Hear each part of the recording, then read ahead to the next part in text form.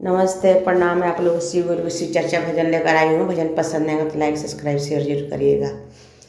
कि अरे दुखवा से जनी घबराई हो, दुखवा सब का पर आई। दुखवा से जनी घबराई हो, दुखवा सब का पर आई। सभा का पर आई, दुखवा सभा का पर आई। सभा का पर आई, दुखवा सभा का पर आई।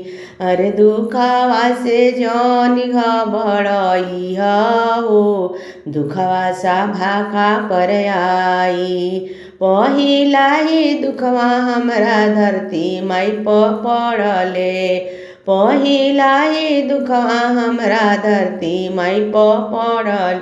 अरे उनहु में फटले धारवा हो, दुखवा सभा का पर आई। उनहु में फटले धारवा हो, दुखवा सभा का पर आई। दुखवा से जनी घबराई हो, दुखवा सभा का पर आई।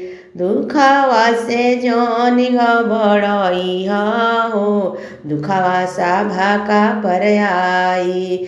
दूसरा ही दुखवा हमरा गंगा माई पर पड़ली, दूसरा ही दुखवा हमरा गंगा माई पर पड़ली। गंगा माई पर पड़ली हो, गंगा माई पर पड़ली। अरे उनहु जे फेंक बलुआरे तवा हो, दुखवा सभा का पर आई। उहो जे फेंकेली बलुआरे तवा हो, दुखवा सभा का पर आई। सभा का पर आई, दुखवा सभा का पर आई।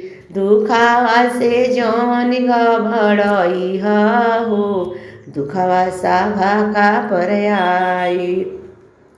तीसरा ही दुखवा हमरा सूरज देव पर पड़ले, सूरज देव पर पड़ले हो, सूरज देव पर पड़ले।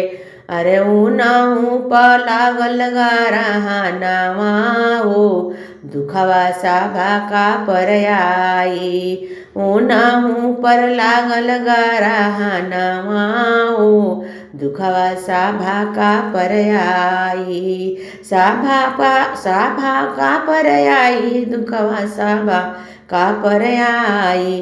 अरे दुखवा से जनी घबराई हो, दुखवा सभा का पर आई। चौथाई दुखवा हमरा राम जी पर पड़ले, चौथाई दुखवा हमरा राम जी पर पड़ले। 14 साल के भैले बनवासवा हो, दुखवा सभा का पर आई। सभा का पर आई, दुखवा सभा का पर आई। दुखवा से जनी घबराई हो, दुखवा सभा का पर आई।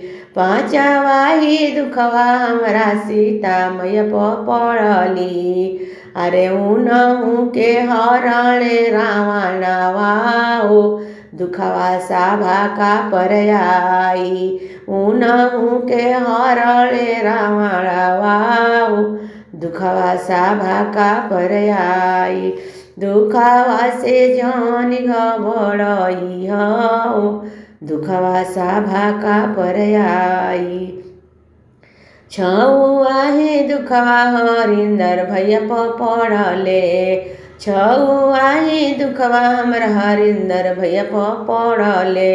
14 साल रहले श्मशानवा हो, दुखवा सभा का पर आई। 14 साल रहले श्मशानवा हो, दुखवा सभा का पर आई।